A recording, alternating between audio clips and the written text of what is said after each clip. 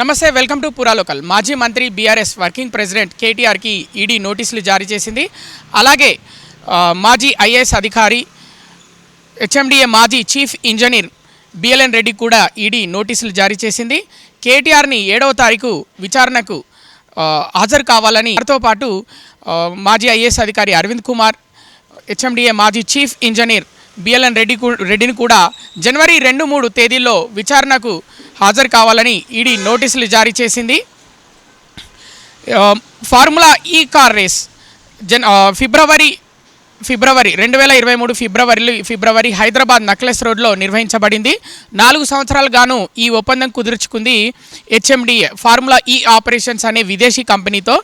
2వ సంవత్సరానికి గాను హెచ్ఎండిఏ నుంచి నేరుగా 55 కోట్ల రూపాయల నిధులు బదిలీ చేసింది హెచ్ఎండిఏ. కేటీఆర్ చెప్తేనే నేను బదిలీ చేశానని మాజీ ఐఏఎస్ అధికారి అరవింద్ కుమార్ ఒప్పుకున్నట్లు తెలిసింది. ముఖ్యంగా కొత్త గవర్నమెంట్ రాగానే దీనిపై ఈ విచారణకు ఆదేశించింది. అంటే డైరెక్ట్ కాకుండా చట్టం ప్రకారం వెళ్ళాలి అనే ఉద్దేశంతో వారు ముందుగా గవర్నర్ అనుమతి కోరారనమాట. ఎందుకు నోటీసులు ఇవ్వాలని, కేటీఆర్కి నోటీసులు ఇవ్వాలని.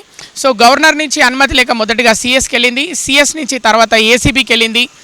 ఏసీబీ ఎఫ్ఐఆర్ ఆధారంగా పిఎంఎల్ఏ చట్టం కింద ఈ విచారణ ఈడీ అయితే చేపట్టనుంది. అలాగే నోటీసులు కూడా జారీ చేసింది. ఫేబా నిబంధనలు ఉల్లంఘించినట్టు స్పష్టంగా గుర్తించింది ఈడీ. అందుకే నోటీసులు కూడా జారీ చేసింది.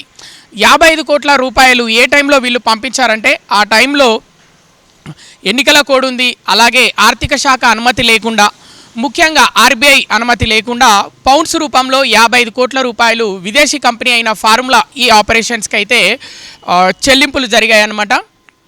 సో దీన్ని కొత్త గవర్నమెంట్ రాగానే గుర్తించింది. ఫార్ములా ఈ ఆపరేషన్కి సంబంధించిన అధికారి తెలంగాణ రాష్ట్రానికి వచ్చి ముఖ్యమంత్రితో భేటీ అయినప్పుడు మాకు ఇంకా 600 కోట్ల రూపాయలు రావాల్సి ఉంది అని అతను ముఖ్యమంత్రి భేటీలో చెప్పినప్పుడు అంత డబ్బు మేమెందుకు చెల్లించాలని తద్వారా విచారించిన టైంలో 55 కోట్ల రూపాయలు ముందుగా అడ్వాన్స్ రూపంలో చెల్లించినట్టు గుర్తించింది కొత్త ప్రభుత్వం. సో ఆర్థిక పరంగా అవకతవకలు జరిగాయి గత ప్రభుత్వంలో అని గుర్తించిన కొత్త ప్రభుత్వం వెంటనే యాక్షన్ తీసుకోకుండా చట్టపరంగా వెళ్ళాలి అనే ఉద్దేశంతో ఈ విధంగా ముందడుగు వేసి న్యాయపరంగా వెళ్తున్నట్టయితే క్లియర్గా తెలుస్తుంది.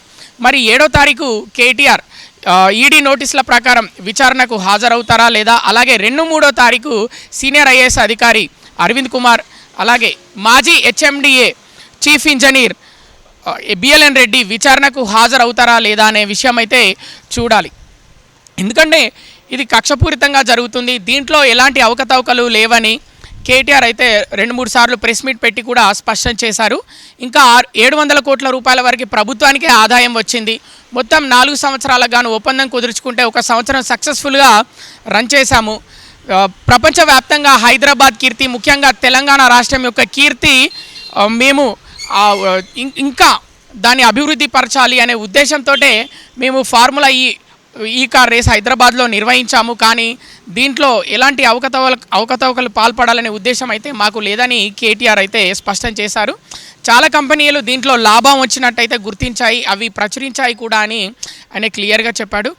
ప్రమోటర్గా ఫస్ట్ హెచ్ఎండిఏ, అలాగే ఇంకో కంపెనీ ఉన్నప్పటికీ మొదటి సంవత్సరం పూర్తి కాగానే ఫార్ములా ఈ కార్ రేస్ హైదరాబాద్ ఫిబ్రవరిలో ఎప్పుడైతే 2023 ఫిబ్రవరిలో నిర్వహించినప్పుడు మొదటి సంవత్సరం పూర్తి కాగానే ప్రమోటర్గా ఉన్న ఇంకో కంపెనీ అయితే తప్పుకుంది. అప్పుడు హెచ్ఎండిఏ మాత్రమే మిగిలి ఉన్న నేపథ్యంలో ఈ విధంగా 55 కోట్ల రూపాయలు ఫార్ములా ఈ ఆపరేషన్స్ అనే కంపెనీకి అయితే డబ్బులైతే చెల్లించడం జరిగింది. మరి ఈ 2-3 తారీఖులో ఈడీ ఏదైతే అరవింద్ కుమార్ని అలాగే బిఎల్ఎన్ రెడ్డిని విచారణలో మరి ఎలాంటి విషయాలు రానున్నాయి? మరి వాళ్ళిద్దరిని విచారణ తర్వాత ముందుగా కేటీఆర్ కంటే ముందు వారిని అరెస్ట్ చేస్తారా? మరి విచారించి వారికి గడువిస్తారా? అంటే గడువిచ్చి తర్వాత రిమాండ్ చేస్తారా? లేకపోతే ఎందుకంటే అవకతవకలు జరిగినాయని ఈడీ కూడా స్పష్టంగా గుర్తించి నోటీసులు అయితే జారీ చేసినట్టయితే తెలుస్తుంది. మరి 7వ తారీఖు కేటీఆర్ విచారణ తర్వాత అరవింద్ కుమార్ని బిఎల్ఎన్ రెడ్డిని అరెస్ట్ చేస్తారా అనే ఉత్కంఠ అయితే ఇటు ప్రజల్లో అటు రాజకీయ వర్గాల్లో అయితే నెలకొంది. చూద్దాం మరి 2-3 తారీఖు విచారణ ఈడీ చేపడుతుందా, వీళ్ళిద్దరూ హాజరవుతారా అనే విషయం 2-3 తారీఖు తెలియనుంది. కెమెరామెన్ నరేష్తో కృష్ణ బాలా, పురా లోకల్.